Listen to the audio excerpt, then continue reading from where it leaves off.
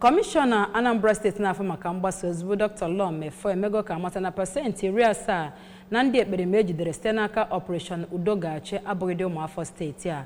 Dr. Mefo onye mere ka amata nke a sịrị na ọbịa kpatara na obodo dịgasị iche iche ga-agba mbọ napụtakwa obodo ha dịgasị iche iche n'aka ndị ekperima. Chibụzọ Obidike kọrọ akụkọ a n'uju.